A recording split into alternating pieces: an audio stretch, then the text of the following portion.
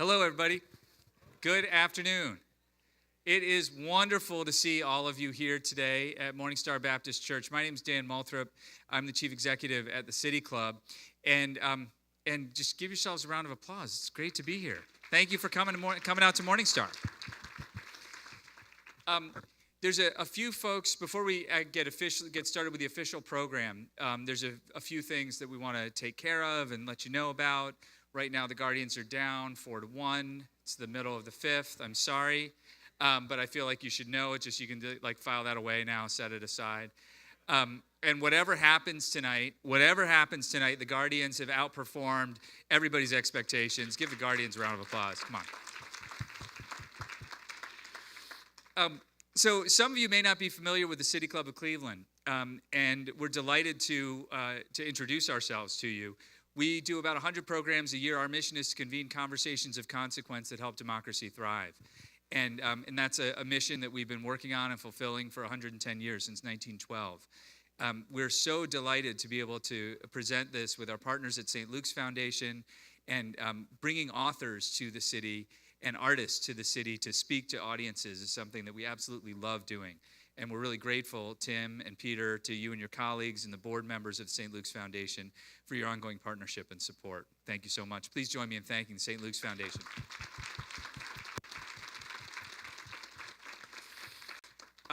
I wanted to thank also our community partners for today's forum, including Passages, the Creative Healing Foundation, Village of Healing, and Third Space Action Lab. If you did not yet buy a copy of the book, Third Space Action Lab is still selling copies, and I think they're about $27.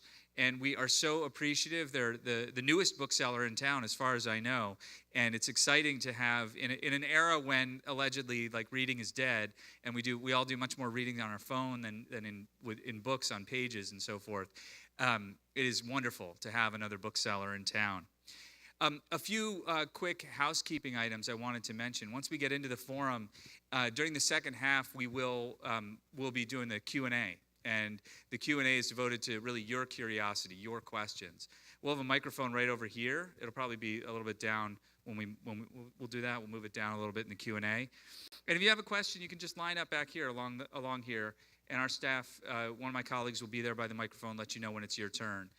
In order to get to as many questions as possible, we'd ask that you actually, once you ask your question, just quietly return to your seat so that we can get the next question lined up. That would be super helpful, and we appreciate it. We appreciate it greatly.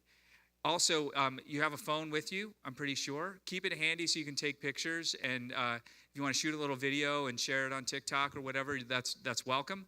But please make sure it's on silent mode so that it doesn't go off. The last forum we had, somebody's ringtone was Bob O'Reilly by The Who, Teenage Wasteland. It just came on right in the middle of the forum.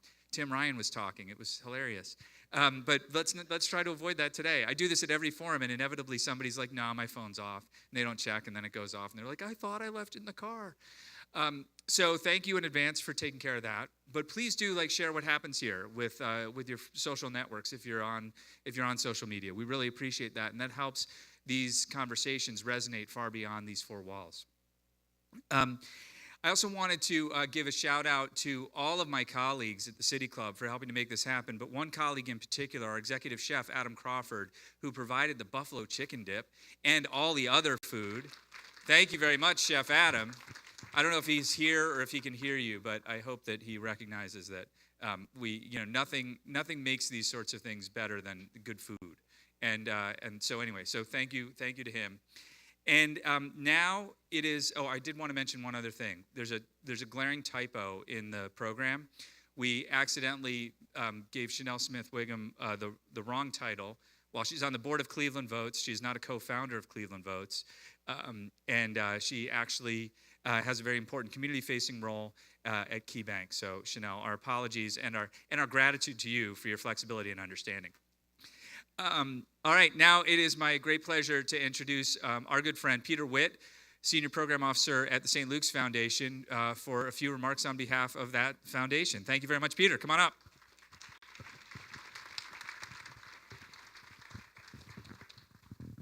Is that going in? Sorry.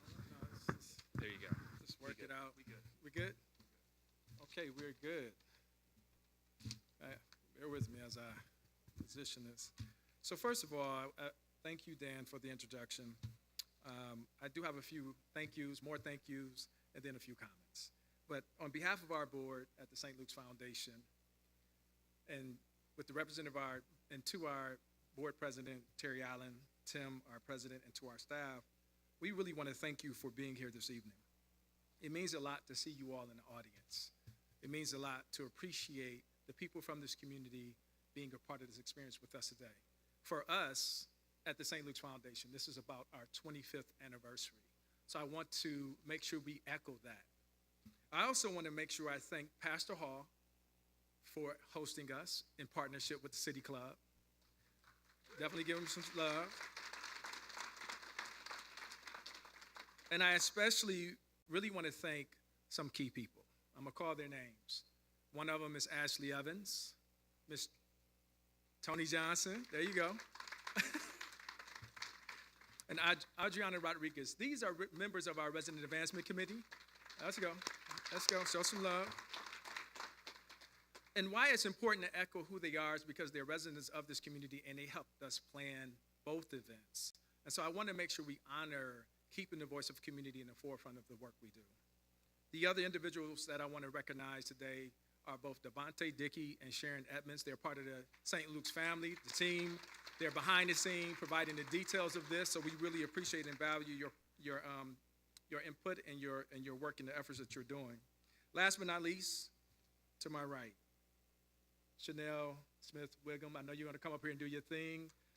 Our esteemed guest, Talib, sitting there. We're looking forward to it, so I'm going to continue my part so we can get to you all. We thank you.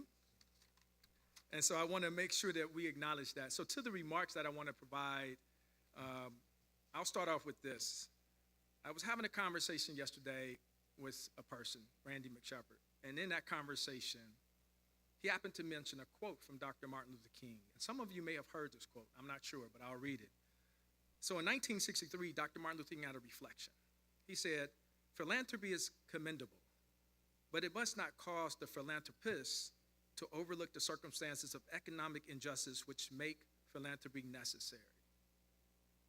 What's powerful about that is that as we think about the work of the St. Luke's Foundation and what we've been doing, I can recall us being here June 30th, making a phenomenal contribution to this community through nonprofit organizations and small businesses. I can also remember in that moment, we were ensured that we would have community voice as a part of that selection process. Our board chair and Tim echoed the importance of a strategic plan that was developed in 2018 that addressed social determinants of health, health equity, and racial inequities. I say that to say that our commitment stands true as we think about the 25th year of existence of the St. Luke's Foundation. And so as I continue these comments, the word courage came to my mind. It takes courage to stand up. Now let me be honest, I had to Google the word. That's because there's so many different definitions of courage, and two stood out for me. The first one is social courage. To be yourself unapologetically. It is my hope that in this 25th year, you see that the St. Luke's Foundation is standing up, unapologetically addressing inequities. The second word, spiritual courage. Living with purpose and meaning through a heart-centered approach towards all life and oneself. When I look at who we are as a foundation, the team, our board members, and what they represent, it is truly heartfelt. And more importantly, it is not just about the foundation, it's truly about the people in the community that we're serving. So again, I echo these words so that we would understand that this 25th year of St. Luke's Foundation anniversary is significant, not only in who we are, but who we are to become. And I thank you for your presence. And when I say I thank you for your presence, I should say we thank you for your presence. And when I'm talking about the we and the thank you, it goes to the community that has helped uplifted the work that we're doing. And we still have so much more work to do. And in my closing statement and quote, because of where we're going this evening with the artists, a person that I think is pretty close to Talib made this statement. Don't look down. It's an impossible view. Fly like an eagle, whatever you do. I feel like this is the opportunity for us all to fly like an eagle. And that was Mos Def, Yasin Bey. And then with that, I'm going to bring up our council president, Blaine Griffin, and thank you.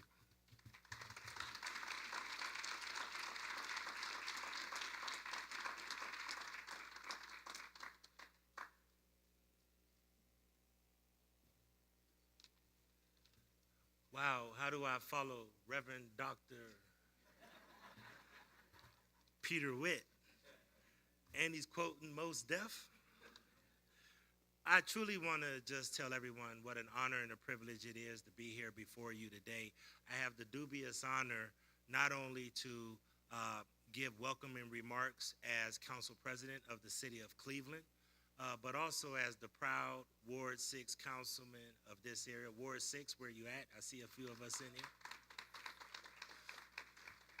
Ward 6 is a great community. It's a Dickensian model of a community. We have some great areas that are doing well and are thriving and growing, but then we also have areas that are dealing with crushing poverty, inadequate housing, health inequalities, and all of the other things that basically lend to struggling neighborhoods.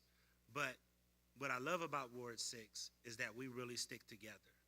25 years ago, or somewhere around there, we all had to witness our anchor institution, St. Luke's Hospitals, that closed down due to financial pressures. And it really was devastating to the neighborhood. We lost approximately 45 to 50% of our neighborhood at that time. But now to sit here and look at my friend, Tim Tramble, my very good friend, that is really making the investments and the strategic investments, and to bring this type of intellectual capacity to our community, it just makes me proud to look at our resurgence that Ward 6 is coming back due to the work that St. Luke's and others are doing. So congratulations on your 25th anniversary. I really want to get out the way and do my thing. I apologize in advance. I really want to get out the way and let my good friend Chanel Smith-Wiggum to do her thing and interview one of the people who I loved listening to coming up. Yes, I'm in the hip-hop generation. I just look old, but I really do like hip-hop, and Mos Def and Talib Kweli are the truth. They're real MCs. It's not some of the industry stuff that we're hearing now. These are guys that really were the forerunners of social justice and hip-hop. So it just does my heart well to be able to present a small token of our appreciation. If Mr. Talib Kweli would join us on stage. Just want to give a token of my appreciation, and I'll just read two stanzas. It says, whereas the members of Cleveland City Council take extreme pride and pleasure in extending a warm and sincere welcome to gift lyricist, hip-hop musician, community activist, and author Talib Kweli as he discusses how hip-hop and lyrics can be used as a tool for emotional well-being for the health of our community. And it also says, be it resolved that the members of Cleveland City Council and the citizens of this great city are proud to welcome Talib Kweli as he speaks about how music has helped him emotionally and for his significant accomplishments, contributions, and achievements in his phenomenal music career as one of the world's most gifted hip-hop artists. This council further extends best wishes to Talib Kweli for continued success as he continues to captivate his audience with motivating speeches and for his musical talent and abilities. Ladies and gentlemen, this proclamation will go in the histories and the annals of City Hall, and we will always appreciate and definitely acknowledge Talib Kweli. Thank you, sir. Can we get a picture? It's very thorough.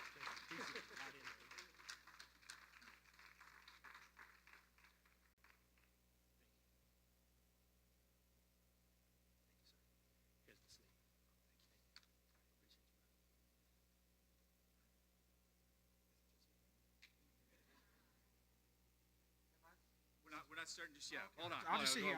One more speaker. But you can just stay right there. That was funny. Blaine said he was only going to read a couple verses.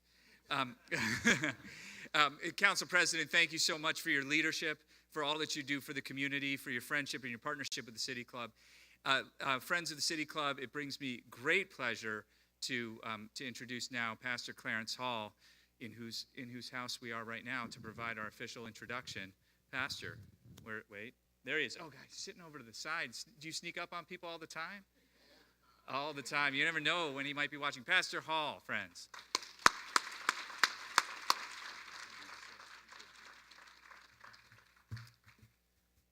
Good evening.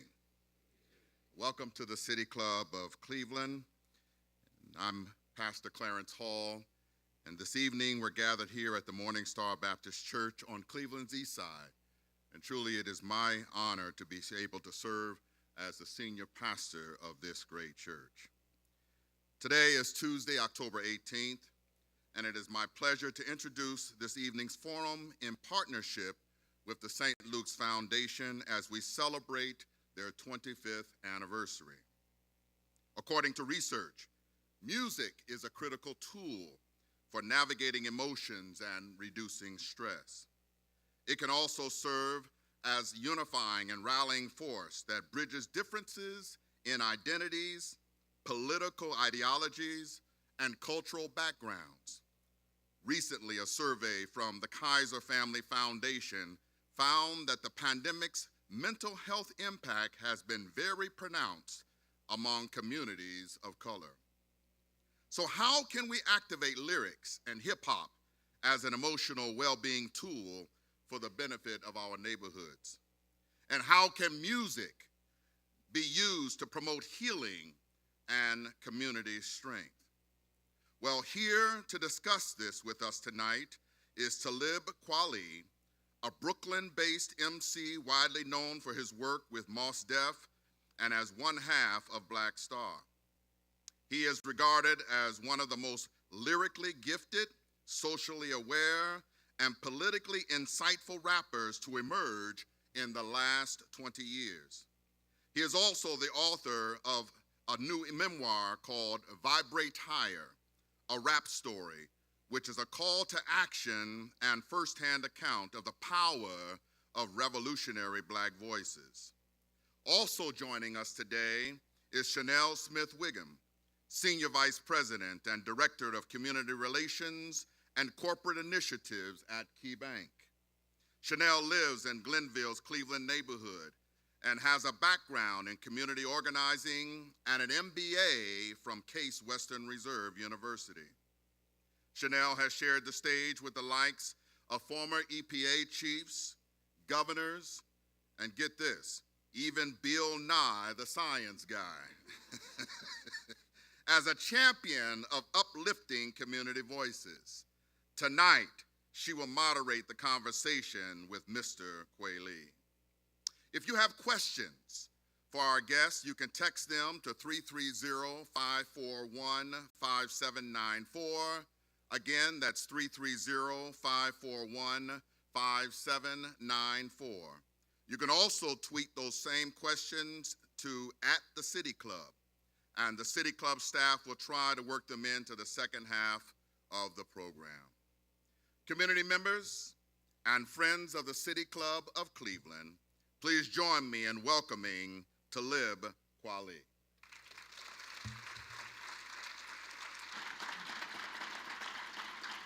You know how the mics work. I was telling him he knows how the mics work better than me. 1 2 1 2. Hey, the mics are on. How y'all feeling? I can just get off the stage now. I mean, you can just do No, your no, thing. no. Okay. I need you here. We already started the conversation a little bit in the background, so I just want to send a thanks to Pastor Hall for letting us be here in your pulpit. I appreciate that. So we're just going to jump into the questions, and this is going to be, SSW. They call me SSW in the streets. What's that mean? Chanel Smith Wiggum. Oh, okay, I get it now. All right, we gonna do this. All right. Okay. So start off with the book. You were raised in a household of academics and activists, even your grandparents, in a Pan-African household.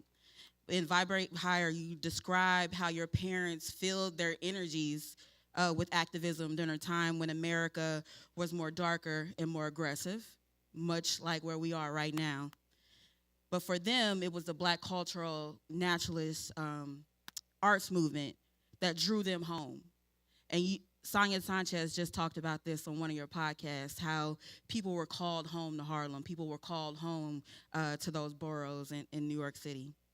In what ways have you used your music to call people home and for communities to heal? Well, I was blessed to come into my career via Nkiru Books, which is a bookstore. Can y'all hear me? All right. Nkiru Books is a bookstore I worked at when I was a teenager. When I first got my first record deal, Yassine Bey, Mos Def, and I purchased this bookstore because it was going under. And so a lot of the first few years of my career were spent with me trying to maintain this bookstore. So while a lot of rappers are buying chains and cars, and Yassine and I were trying to run a black business and trying to keep this bookstore afloat. And my relationship with the bookstore kept me in a literary space, and so you hear a lot of literary references in my music.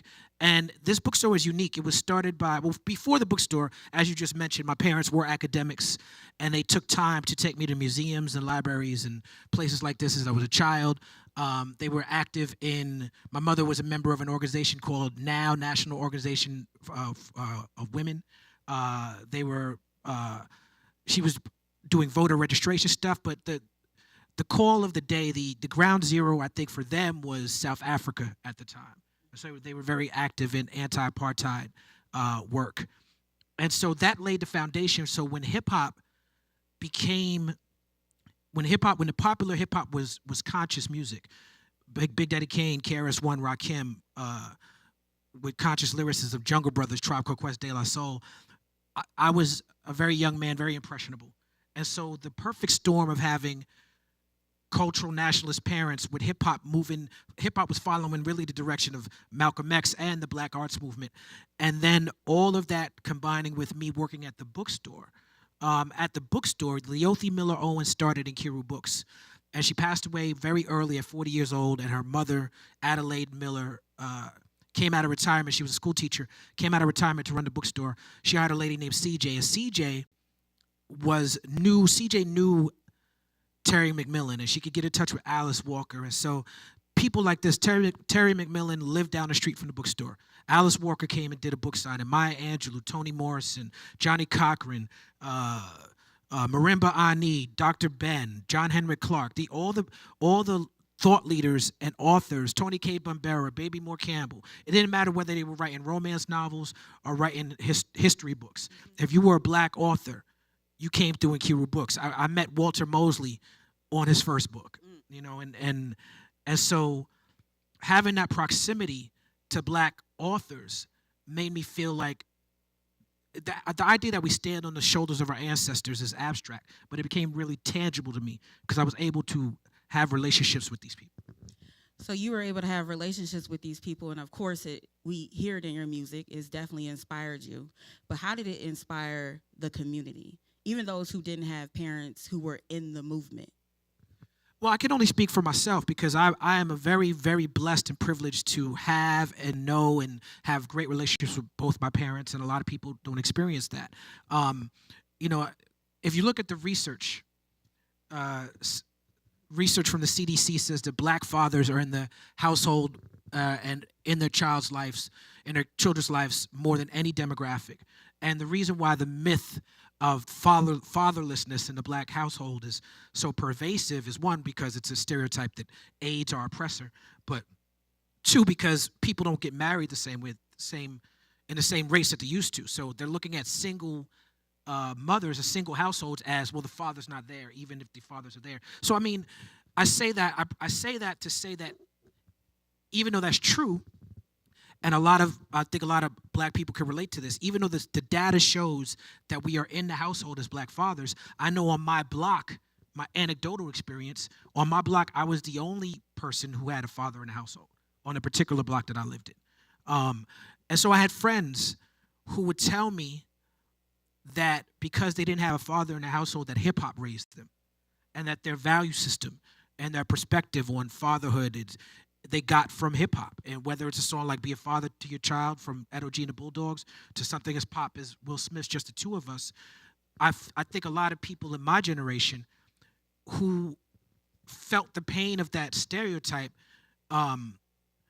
actively turned it around. So I think hip hop can be very positive in terms of its value system. We're talking about the actual values of hip hop, not what they sell to us as the values of hip hop, but the actual values of hip hop can be illuminating. So in the book, you also talk about the difference between hip hop and rap. I mean, you could talk about that and illuminate that on that a little bit. But one of the things that I also heard you recently talk about is hip hop purists, hip hop academics. And when I was telling people I was going to do this panel, they were like, well, ask him about today's hip hop versus, conscious rap. My question to you is, by not necessarily acknowledging, but are there lessons that our community can learn from people like Lil Baby, Chance the Rapper, even though it may not be what you brought to the forefront, but what are those lessons that people can learn from the rappers today that our young folks are listening to? So hip hop is largely regional, and because of how regional it is, the music that Lil Baby is making, it doesn't. I'm not drawn to it as easily as I'm drawn to the music that someone like a Chance the Rapper is making.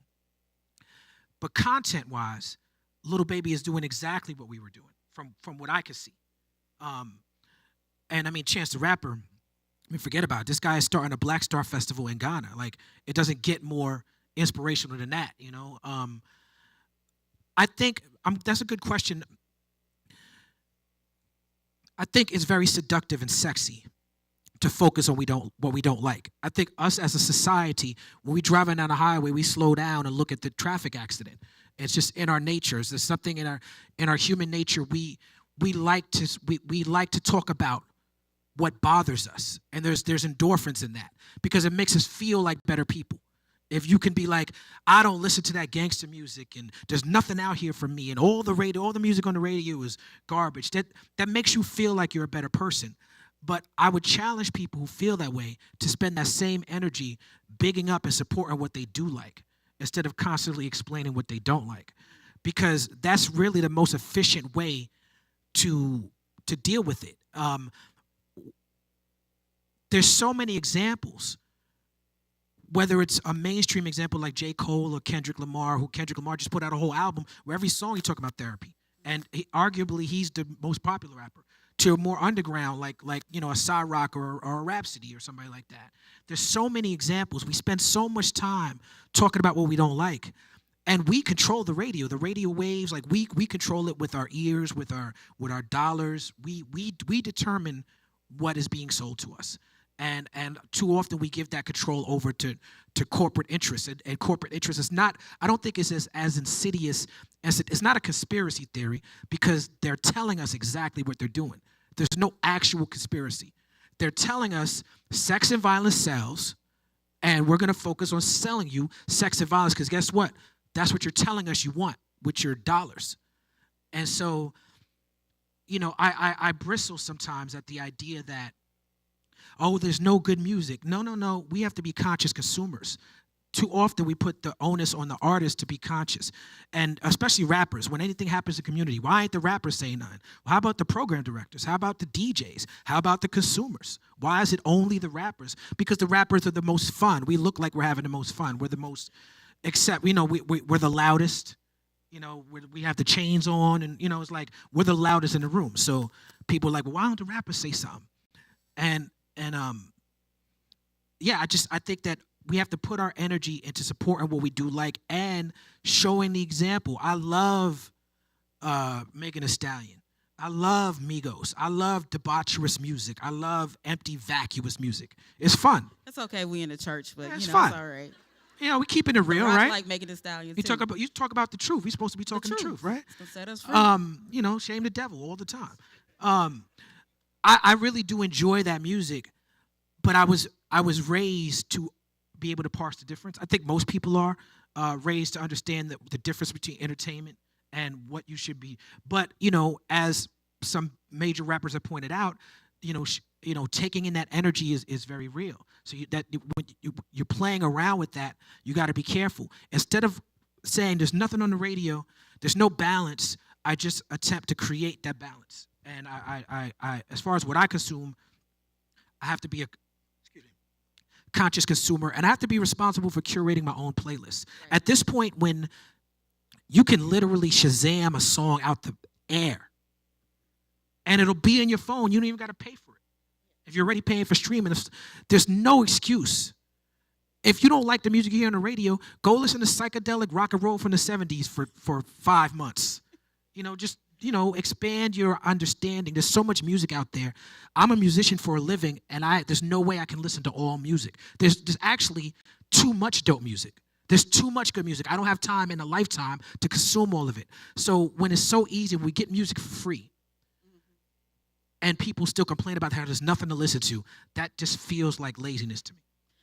Well, one of the things you just talked about, you said one word, therapy. And this conversation is about healing, but it's also about healing in music. In what ways do you pursue self-care outside of making music, enjoying music? What are some other avenues that you can share with us today where you indulge in that? So I want to preface this answer by saying I'm an expert in a few things, but self-care I'm not an expert in. Yeah, because you did like 200 shows a year before the pandemic. I'm an expert at doing shows. Yeah, I'm good at that. And I probably have a lot to learn. There's probably a lot that people in the audience and people can offer me. As far as that question, I can only offer my anecdotal experience. And the pandemic crystallized a lot of things for me self-care wise. I didn't understand how ragged I was running myself. I didn't understand how tired I was. I didn't understand how I was destroying myself. And I didn't see a possibility of sitting down. Not until the pandemic. Before the pandemic, I had never spent more than 2 months in one city in my whole adult life. And so during the pandemic, the first months of lockdown, a lot of things, I was like, wait a second. There are benefits to being in one place. I didn't know that. I could get on a schedule. I could control my diet. I could have a routine. These are all healthy things that I didn't realize I was missing out on. And I was on a treadmill. I was doing 200 shows a year, and I was good at it, right? So I could performing, get by at a club, and thinking about breakfast the next morning. Oh, I want the waffles at the hotel, And I'm performing, and the audience is clapping and cheering, and they're giving me a standing ovation, but I'm not physically present. And I didn't understand that I was doing that until I had to get back on stage after the pandemic, because my big hit records, Hot Thing, The Blast, Get By, I wasn't able to access them. I couldn't remember the words. And I'm like, wow, I performed these songs almost every night for 20 years straight. How do I not know these words? And it's because for the last few years, I just wasn't present. I was just on autopilot. And that's not good for an artist, because it's like I'm not being honest in what I'm doing. That means that I was just out there for the check. I wasn't out there to really express myself as an artist. So what changes have you made since you realized this? Well, I take far less shows, and I charge way more money. I like that. But it's a brave choice, because it's like I've been learning. It took me to I'm 47 years old.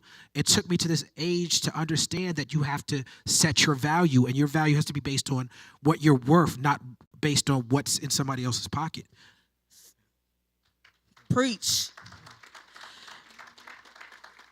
I could go down this road and say, was it the consumerism that was driving you? Because I feel like in America, we're taught to consume, produce. It's all about consumption. Yeah, I want to be careful, because we have to acknowledge our privileges. And you have born privileges and you have earned privileges. And I'm born in America. I'm born a man. I'm born a straight man. I have all my limbs, and I'm fairly healthy. And these are all privileges that I'm born with. But I've earned celebrity privilege. I've earned a privilege to be able to determine my own schedule. As an artist, I don't have the same parameters. I don't have the same challenges and restrictions that people have. And most people have to get up and go to a job that they may or may not like, and they don't have a choice in the matter of, well, I'm going to just take some time off for self-care. And so I'm critical of rise and grind culture, because I'm someone who has spent a lot of years patting myself on the back for how tired I was and how hard I worked, and I outgrind everybody, and I get up before everybody, and I go to sleep after everybody. And to be fair, it's a gift and a curse. I've been rewarded for that, and it's been harmful as well. But as I get older, my focus has shifted to more like, well, do I want to win? Is all I do is win? Because if all I do is win, somebody got to lose. Is this really a competition? Do I really need to pride myself on how much I grind, or should I be priding myself on how much I spend time with my family? And so we're taught to be proud of being the labor force. We're taught to be proud of making the wheels turn at very little profit to ourselves. And I feel like that's as Yassine Bey would say, a capitalist hangover, a colonial hangover is how he would frame it. I just went to Zanzibar. I had a show in South Africa, and I'd never been to Zanzibar. And every time I get booked, because I don't know if y'all know, but if you do underground hip hop for a living, white people in cold places really love your music. I don't know if it's a voyeuristic thing, you know what I'm saying? But I get booked in cold, mountainous places where white people live often. I don't ever get booked where the sun is. I don't get booked in Africa. I don't get booked in the Caribbean. Like people. I don't know what you're saying about Cleveland though. With this, I actually don't do that well in Cleveland. I don't get booked a lot in Cleveland. Last show I had at Cleveland, I remember I used to do the Grog Shop. Do you still got that here? I don't do that well in Cleveland. I do well in L.A., Los Angeles, San Francisco, Seattle. I do very well. Portland, Oregon, yeah, they love me. But places where it's black people in the sun, it's like they're not listening to like underground hip hop in them places. They're turning up a little bit more. well, we're gonna have to figure that out another day. But I what that took my means. son with me to Africa. And my son has traveled, my children travel with me often. But my son said something to me like, we were in Africa for one show. We were there for 2 weeks. When I got home, we took a flight back. And I said, yo, thank you so much for coming with me. I feel like we spent some important time. And he said, yeah. He said, this is the first time I went on a trip with you where you weren't working every day. And I didn't realize that until he said it. In my mind, I'm like, oh yeah, I'm a great father. I take my kids with me all the time. They always traveling with me. But in his mind, from his perspective, he's like, yeah, we travel with you, but you're always working. This is like one of the first trips where we woke up in the morning and we just did what we felt like. And so I'm trying to tailor my life so I can have more of those moments. That's beautiful, and I'm pretty sure he appreciates it. So you've acknowledged your privilege, your born privilege, the privilege you've earned in the music industry, in the social media streets, tweets. In these streets? In these tweets, streets. But you also state, without us realizing it and without us acknowledging our privilege, we become tribal, we become violent, we become protectionist. And essentially you say we become jerks, like you literally say that in the book. That we become our base selves operating at our lowest vibration. Can you share with us a moment when you were operating at your lowest vibration and a time when you were vibrating at your highest?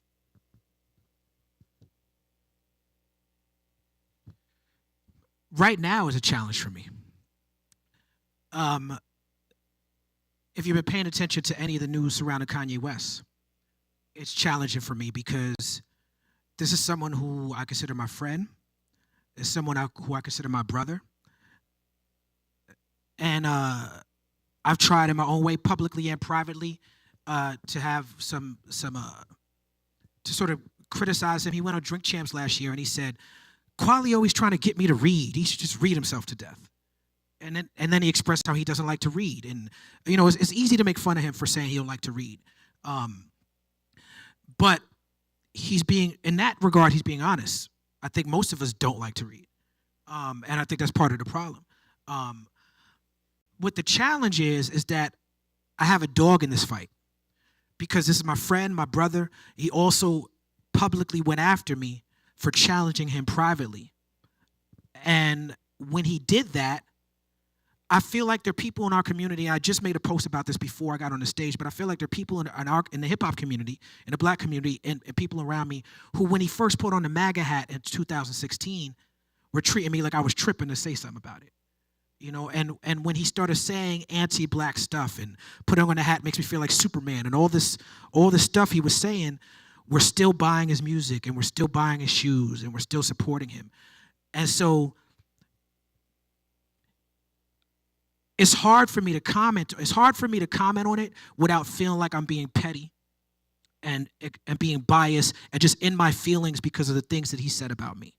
But at the same time, it's hard for me to not comment on it because he says on Last Call that I'm part of the reason why he has a career.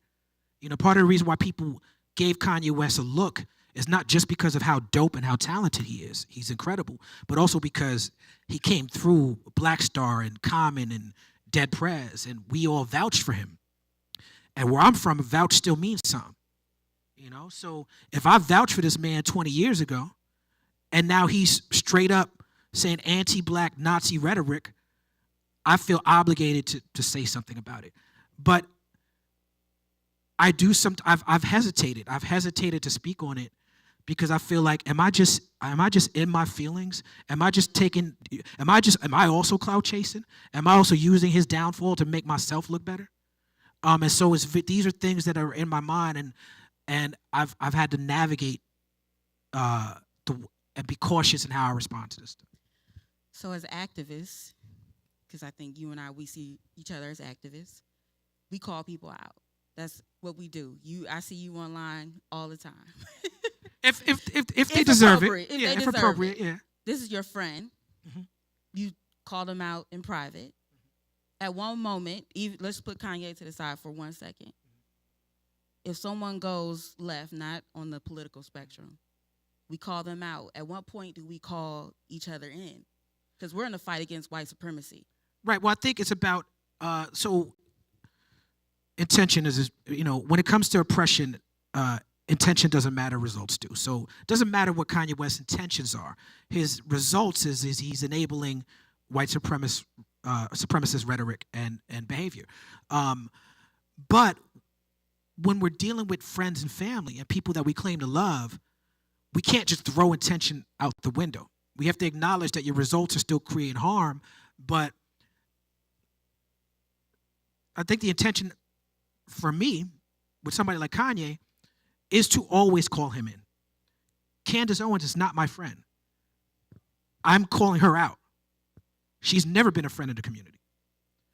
Kanye West has been a friend of the community. So I'm calling, and he's my personal friend. And I don't ask anybody to forgive him.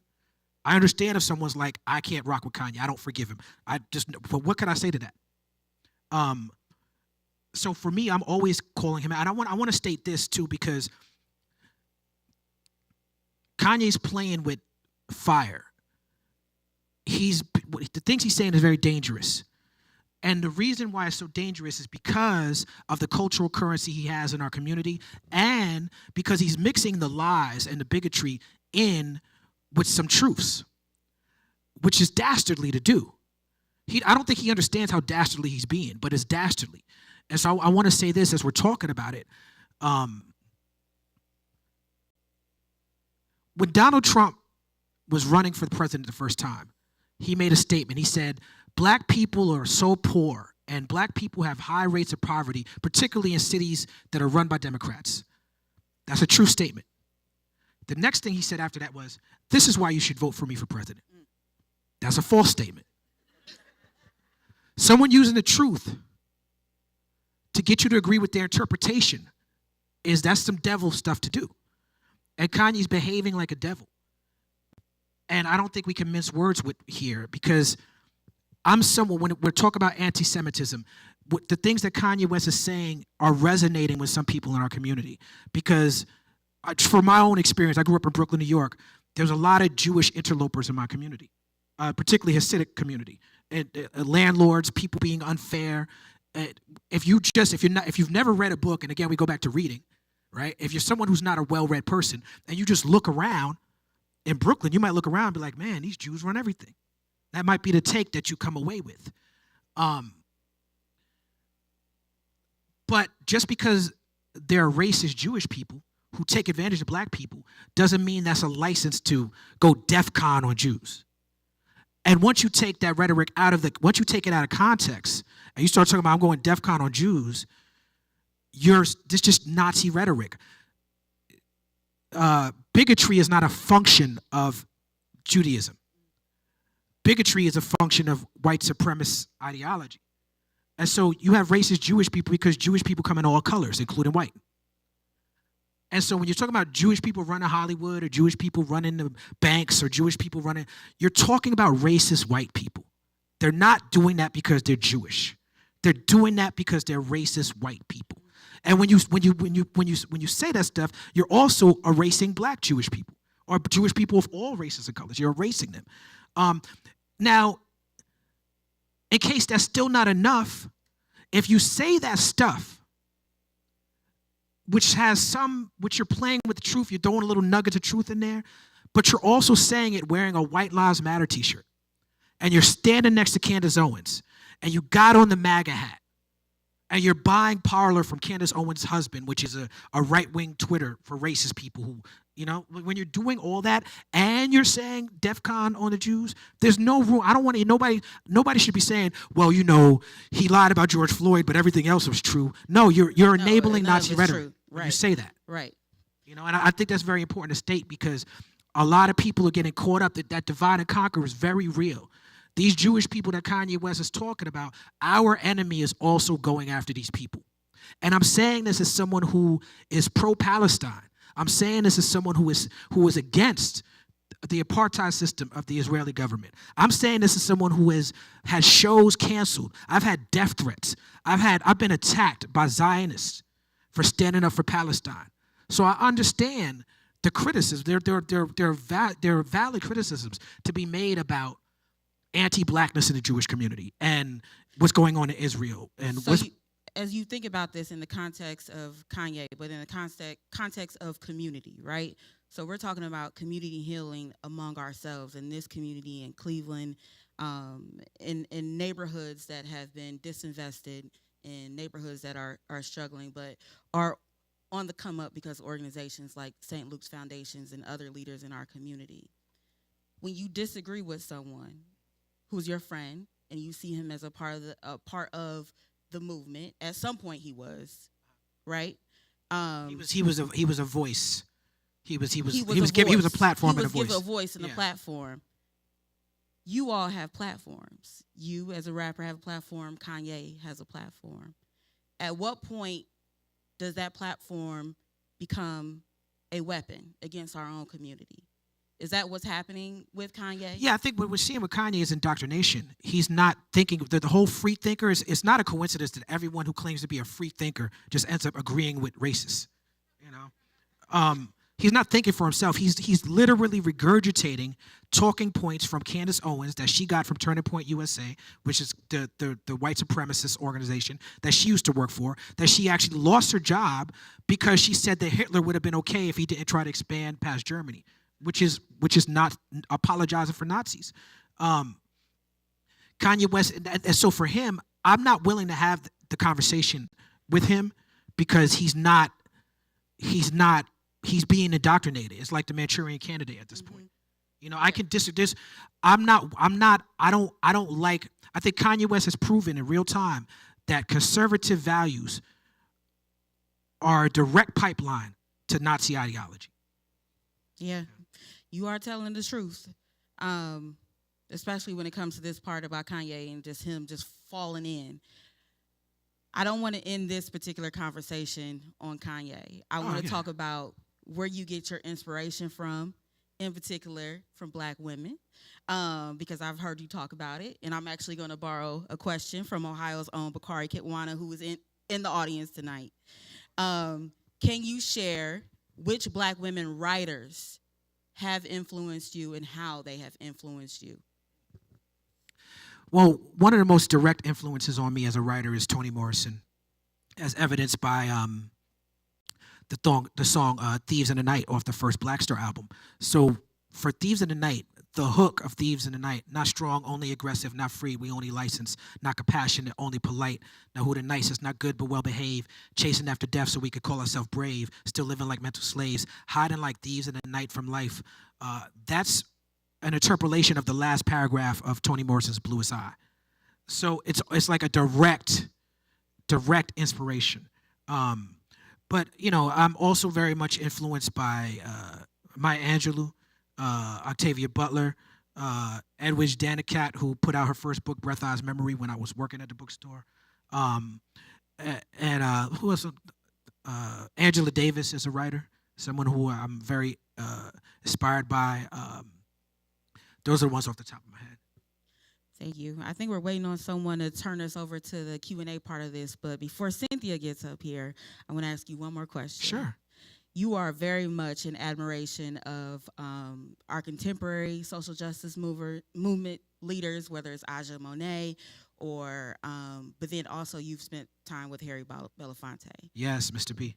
What are some lessons that you've learned from them that we can use in our community to move our community forward? So, man, Harry Belafonte is such an important person. I don't think he gets his flowers enough. Years ago, I worked on an album called Prisoner of Conscience. And it struck me that I'm about to sell an album called Prisoner Conscious, and they're actual prisoner of conscious people who are still locked up for fighting for our freedoms. And I started to feel conflicted about that. I'm like, how am I to make money on this idea if I'm not really tapped in? And I'm, on the surface, it looks like I'm tapped in because I was giving my voice and my platform to activist causes. I'm always showing up at events and stuff like that. But I felt like there was more work I could do. And the first thing I did was I went to visit Mumia. That was like a life-changing situation. But Harry Belafonte, the same week that I visited Mumia, this was Trayvon Martin. Was that 2012? Trayvon Martin had just been murdered. And he called a meeting at his house. No, it wasn't his house. It was Kenneth Cole's house. And it was Chuck D, Rosario Dawson, Ninth Wonder, David Banner, Jasiri X, myself, Yassine Bey called in, Jamie Foxx called in. But essentially he was saying, look, I'm 80-something years old, and I can't keep being the leader of this. And I want to look for ways that that the younger people and the hip-hop people could step up. And it was, by 2012, I didn't have a hit record. Nobody in the room had a hit record on the radio that he had at that meeting, but we still represented hip-hop. And so I remember literally sitting at his feet, and I'm like, what can I do? And he's like, again, I'm 80-something years old. You need to follow the young people, the youth. And he said, there's a guy named Phil Agnew who has an organization called the Dream Defenders in Tallahassee, Florida. You should check them out. They are occupying the state capitol to try to strike down the stand your ground laws. I went to look up Phil Agnew. His speeches were impactful and powerful, and I flew down there to Tallahassee, and I went and slept in that Capitol building and developed lifelong friendships. One of the best organizations for liberation that I've ever come across is the Dream Defenders. And it's funny you mentioned Aja Monet. Her and Phil, Dream Defenders did a trip to Palestine where they brought Aja Monet. Aja Monet and Phil fell in love. They did a whole TED talk about how they're in love. They're not together anymore, but they're still revolutionary love. But they speak highly of each other in public. Okay. But it took Harry Belafonte to plug me in with Dream Defenders, and then when it was Dream Defenders, I met people from Black Lives Matter down there, and then a year later, when Mike Brown was murdered, I went to Ferguson, and who did I see in Ferguson? Phil Agnew and Dream Defenders and Bree Newsom, the young lady who climbed took the Confederate flag down. All these people were in this stew together. And it was Harry Belafonte that put me in there with those young people. Thank you. Now we're going to turn you over to the audience. Yes. We are about to begin the audience Q&A. I'm Cynthia Connolly, Director of Programming at the City Club of Cleveland.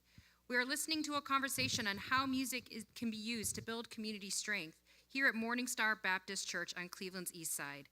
With us is Talib Kweli, hip-hop artist and author of his new memoir, Vibrate Higher, a rap story. Moderating the conversation this evening is Chanel Smith-Wiggum, a Glenville resident, and Senior Vice President and Director of Community Relations and Corporate Initiatives at KeyBank. We welcome questions from everyone in our audience, City Club members, community members, students, and those joining us via our live stream at cityclub.org or on the live radio broadcast at 95.9 WOVU. If you'd like to tweet a question, please tweet it at the City Club. You can also text them to 330-541-5794. That's 330-541-5794, and our staff will try to work it into the program. May we have the first question, please? Mic check, 1 2 1 2. Okay, Peace. you can hear me. What's going on, King? How you feeling? So first of all, my name is Malcolm Burton. I'm the founder of My Brother, My Sister Global. It is a youth service organization specializing in hip-hop therapy, cultural stability, art therapy, as well as providing access to STEM. But I really want to give you your flowers, King. Hold on. Hello, can you still hear me? Yes, I want to indeed. give you your flowers because as a young person, I was in high school when I listened to Reflection Eternal's Train of Thought album, which I believe had a 22-year anniversary yesterday, if I'm not mistaken. That album, there was a song on it called Love Language. Love Language, the value system that we use with our youth is community, love, and culture. So the song Love Language, we use this song as a mantra to create the concepts to start dealing with the layers of love, the understanding of love. When we talk about the layers of love, not just love from one person intimately to another, but self-love, love for thy neighbor, love for your brother, love for your sister, love for the community, love for humanity. So I want to give you your flowers first and foremost because that song will go into concepts about now we got to deal with love language, and it's directly from that album. So that's one, but my question Thank is you. this. I know I started first, so I had to do it like It's all this. good. My question is this. When I was 14, I listened that same album, the song Memories Live. You said, by the time you hear this, I'll be basking in African sun. I used to listen to that in high school, and coming from Cleveland, Northeast Ohio, I could escape as that goes into Africa Dream, that track. I could see Africa.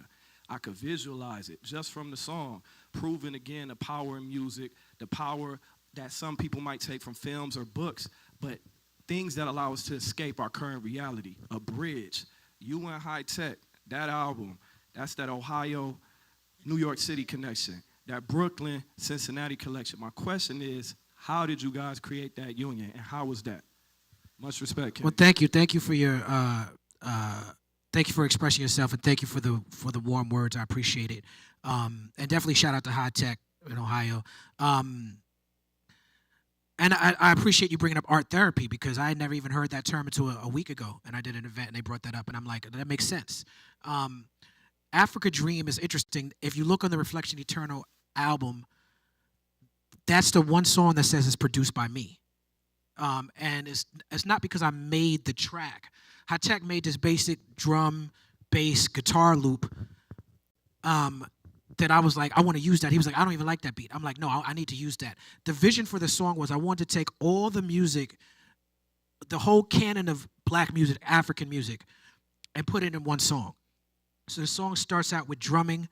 My man Delwyn is a good drummer I knew in junior high school. I invited him. It starts with the African drumming, and then it goes into like, it feels jazzy. And then Weldon Irvine, rest in peace, he's playing on it. And it goes from like African drumming to more bluesy to jazz. Then the drums come in and it feels like more like funk R&B. And then by the end, you got the scratching and the cutting. And so that was the vision for the song. And I called it Africa Dream because it was like, I felt like it was from Africa to now. I was trying to connect the hip hop world to Africa. And that's why I said at the end, by the time you hear this, I'll be basking in African sun. And I was about a year after I made that song. It took me about a year to make that happen. But yeah, thank you.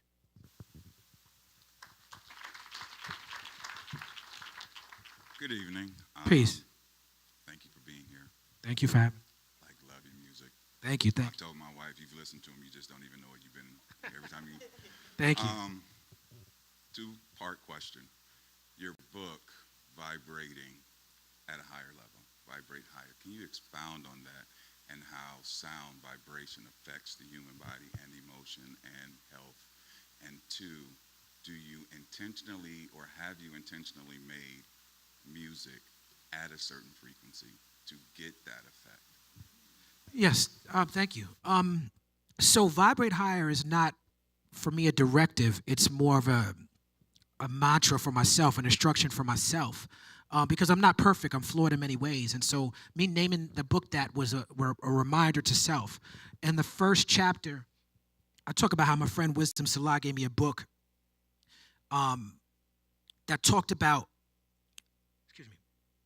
an experiment where they played music and tested the effect it had on water and the patterns that the vibration from the music created and everything. And then that made me think of being on tour with De La Soul. De La Soul has a song called Stakes is High, and it samples James Brown.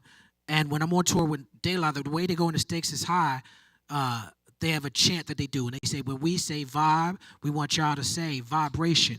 Stakes is high. You know the stakes is high. When we say vibe, we want y'all to say vibration. And doing that song every night on stage, I was on tour with High Tech, Common, Pharoah Monch, De La Soul, rest in peace, Biz Markie. And every night on tour, when they did Stakes is High, because that was a big record that year, we'd all come out on stage, and the collective energy in the room would just raise up so high that I saw the vibe raising just from music and chanting. And so I always strive to get to that moment in my music. And I've failed at that mission. At certain times in my career. There's been times in my career where I've made music just for a check, where someone wanted to do a feature. I wasn't really feeling the song, but the money was good enough, so I just did the song. When I would just go in the studio and be like, okay, I need to make a club banger, or I need to make a song for the ladies, or I need to make, and that's not an organic, conducive way to make music. That's not the right way, the right intention to making music. And I found that the more I pay attention to making sure that I can keep my vibration, like even making sure that the right people in the studio, using the same engineer all the time, having the same lights and scents in the studio when I'm there. All of this stuff has become very, very important. And at this point, and back to what I was saying about making sure that I'm always present. If I'm not present, I don't make music. And at this point, the music for me is only to vibrate higher. We're in a church now. That stage is my church. That studio is my church. And so I owe it to myself to continue to try to do that. Thank you. Good evening and congratulations to you. Thank you. I have a question. I do believe that music is a healer. I've always believed in that. And coming from a community that is so broken and listening to the rap music and the hip-hop music that I see these young people listening to, even the older people. Some of the language that is used in this music is so disrespectful. I see even the younger babies mimicking these words to these disrespectful songs, but they cannot read. They are failing in schools. But if you see them out there every day, and I'm in the community every day, I'm a community leader and advocate. So to watch these babies that cannot read, that cannot do their math, but can recite every rap song that's out there that is disrespectful, especially to women, and they think nothing of it. So my question to you is, how can we turn that into something more positive for our younger people and for our babies who are failing so much in communities because it's a subsidized community, and of course it's stigmatized forever. So to build these babies up in a more positive way, what advice could you give me as a community leader so that we can move these children, our babies, in a more positive direction as far as music is concerned? Thank you. So for the first part of my answer, I'll go back to what I was saying about, I do think it's imperative for us to highlight positive hip hop, and there's a lot of it out there. And so there's almost too much of it. And so I would encourage people who are not happy with what's being sold to them to become more conscious consumers and create your own playlist and be intentional about what you're taking in, and to lead by example. You put a lie next to the truth is always going to outshine the lie. The lie don't even stand a chance. But if all they have is the lie, if that's the only thing they have, they're going to gravitate to that. I think it starts at the root. When you hear young people being vulgar and disrespectful in the music and using something as beautiful as talent and creative energy to be mean and aggressive and disrespectful and violent and misogynistic, there's a silver lining in that, because they're trying to let you know that they're hurt. And they're trying to let you know that there's a problem here. There's, David Banner, when he went to speak to Congress, he said, if you want to see people rap about roses, come plant a rose garden in the hood. I think that if we focus on the root and not the symptom, the root cause is poverty. The root cause is white supremacy. The root cause is not children singing bad rap lyrics. So if we look at things like as simple as Gracie's Corner. Y'all know what Gracie's Corner is? Some parents here. Like it's a great alternative to Coco Melon. It is, you know what I'm saying? But just starting at the root, right? Understanding that, okay, there's certain sounds and styles that the children are gravitating towards. Well, as parents, let's be responsible and let's create content that creates a balance for our children in our household. So with the kids who are watching Gracie's Corner, and for people who don't know it, it's like trap rap beats, but like with positive messaging and say your ABCs and stuff like that. These kids are gonna come. These kids have that example in the household. As a New York City kid, I can't stress the importance of what Sesame Street did, not Sesame Place. I gotta clarify here, because it's two different organizations. Sesame Street didn't like what Sesame Place did recently. But Sesame Street, there's a great documentary on HBO Max called, I think, Our Gang right now, and it's about the history of Sesame Street. And Sesame Street was started by educators and community people for all different races and backgrounds who had the same question that the sister had. And how many people watch Mad Men? Nobody, right? It's a really white show. Grey's Anatomy. Don't judge me. I love Mad Men because Mad Men, it broke down how the advertising essentially started to sell us liquor and cigarettes. And TV was invented, like, you know, and laundry detergent. You know, a cigarette company sponsored 60 Minutes when Mike Wallace would do interviews with Salvador Dali. But before I do this interview with Salvador Dali, let me tell you about the smoothness of Parliament cigarettes. You know, that type of thing. And the Tide Variety Hour. You know, these TV programs, TV shows were invented to sell us stuff.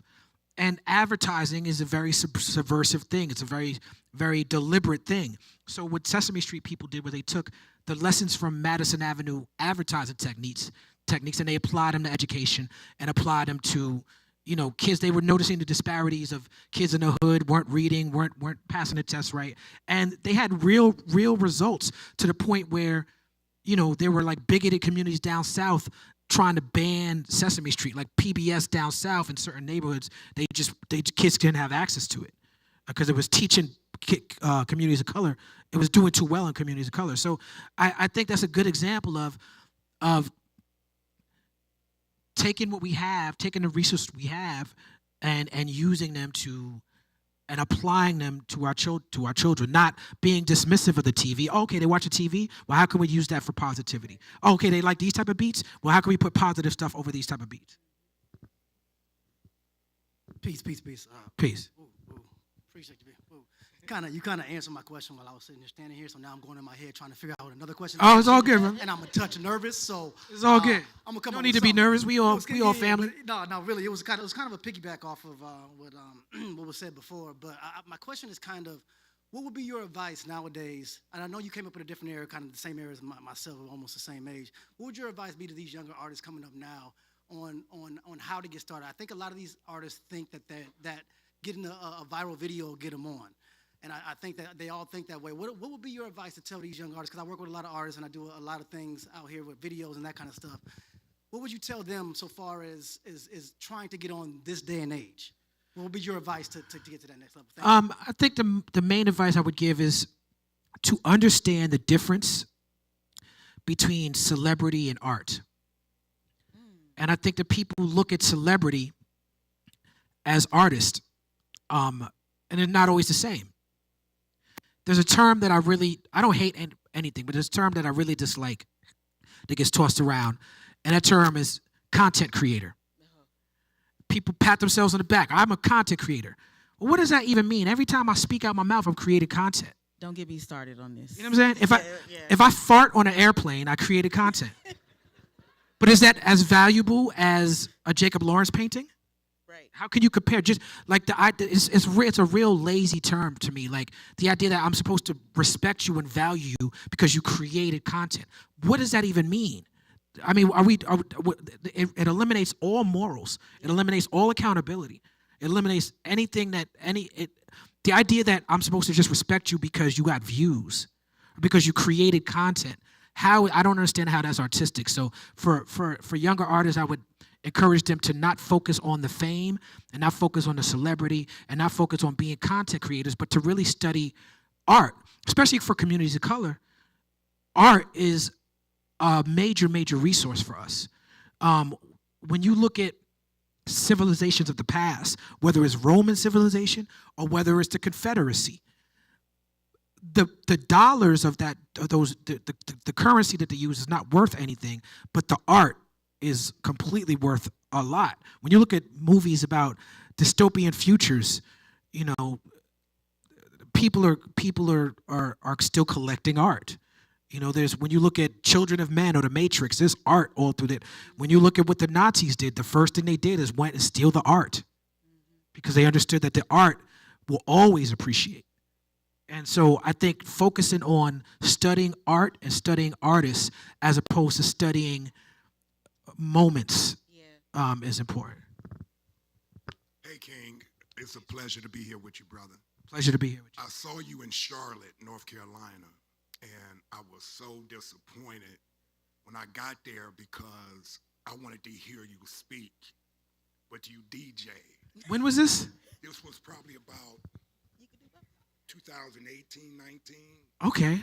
Yeah, you DJ'd. And I was like, oh, man, because I was bragging to all Was my set friends. whack? Huh? Was the set just no, terrible?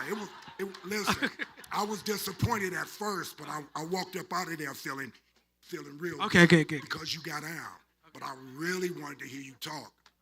And I have bragged to all my friends because my friends, they really wasn't hip to you. So I said, man, come on, we got it. And then I played a bunch of other rappers' records. But I just want to say, do you do more DJ shows? Is that part of what you do now, or? So DJing, I really enjoy it. Thank you for your question. I really enjoy it. Rapping is hard. It's very hard. I get up there and give my all, blood, sweat, and tears, sweating through my clothes, through my jeans, through my underwear, all that, to give a show and deliver message and everything. And it's like, you mean to tell me I could just play someone else's record and get the same effect from the audience? In the same check? And without sweating? The check ain't quite the same yet, but I do love DJing. I do it a lot. I do a party in Austin, Texas once a month called Last Tuesdays. But my main gig is being an MC. My main gig is being a rapper, and that's what brought me to this place. And I'm a celebrity DJ. So I have DJ privilege. So I got to respect all the working class DJs who really have to work and get drinks spilled on their computers and have to deal with requests. I don't really have to deal with any of that because I get treated differently because of my stature as a rapper. But I'm a humble student when it comes to, I don't even like to say I'm a DJ, I'm more a selector. When it comes to my music taste and my musical knowledge, I can compete with the best of the best when it comes to DJs. But when it comes to technical skill, not at all. Like I get away with the blends because I know the jams. You know what I'm saying? I know which jams work. So if you know the jams, that makes up a lot of it. But I gotta give respect to all the DJs who know the jams and also got the technical stuff down. Do we have any more questions from the audience? Oh. They took away the mic, but y'all know me. You can still ask. Make it fast. Make it fast. Yeah. Okay. How you feeling?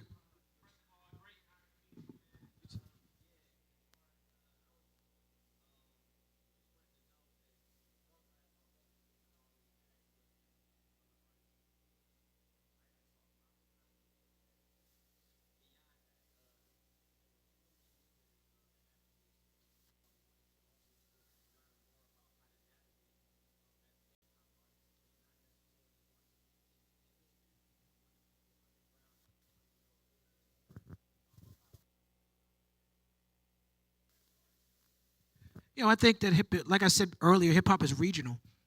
And so in my experience,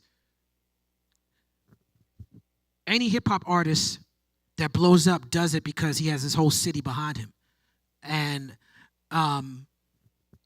you know, Cleveland has given us some great hip hop artists from Cuddy. Is Cuddy from here? Yeah. And Chip and Bone Thugs, and you know, but the city had to get behind him. So if you're an up and coming rapper, you have to galvanize your city to the point where when I come to your city, I don't leave without several people telling me that I need to be checking for you. Like if you in this city, when I leave, people need to be like, yo, have you heard such and such? And the movement has to start here, because if you have your city, you don't need nobody else, I think. And then when you do get to the mainstream level, that's what gets you there, is that you already have those people behind you. I think that it's just like politics. It's you got to go local. You got to focus on local. Don't focus on the presidential elections. Focus on local elections. When it comes to hip hop, don't focus on Billboard. Focus on your city. You know? And there's election now.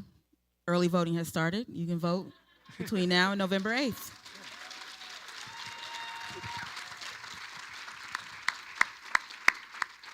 This was absolutely awesome. Let's give them another round of applause. Absolutely awesome. So Chanel, we truly thank you. That was awesome moderating. We truly appreciate the questions, the deep questions. And Talib, we truly thank you. I'm going to call this authentic humanity that you shared with us. Thank you for sharing your authentic humanity with us. We know that this conversation is going to be the buzz for the next few weeks, but not just in Cleveland. It's going to be the buzz all over the country, and it's because of you sharing your authentic humanity, and we truly appreciate that. Thank you very much. Thank you, and I would like to just thank y'all for being so gracious and so beautiful and so powerful, for so excellent, and for inviting me into your community, and I appreciate y'all. With that, I want to take a small pause, because when we first started planning this, everything that we do with engaging the community. But before we engaged the community, before we brought in our Resident Advancement Committee, it was Peter Witt that said we should invite Talib Kweli. So just want you to know that, and want to thank you, Peter, for that, and acknowledge you. Thank you, Peter. Acknowledge you for that. Pastor Hall, we certainly want to thank you for opening your doors of the church. We truly appreciate you for all that you're doing in the community. And with that, I want to let you guys know that our next partnership with City Club is going to be on December 15th. We're going to bring in my friend, an individual who's from the city of Cleveland and now runs a national philanthropic organization. Marcus Walton is the president and CEO of Grant Makers for Effective Organizations. He's going to discuss how philanthropic organizations can move past transactional nature of diversity, equity, and inclusion. The tickets will be available soon. We want to make sure you guys stop by Third Space Action Lab booth and buy some books for them. With that, brings us to the end of today's forum. Thank you again to Liv and Chanel. Thank you, audience. Thank you, the board, for allowing us to move this way, for allowing us to implement your strategy this way. We truly appreciate that. And thanks to all of the members of the City Club, friends, and of the City Club, and of the St. Luke's Foundation. This forum is now adjourned.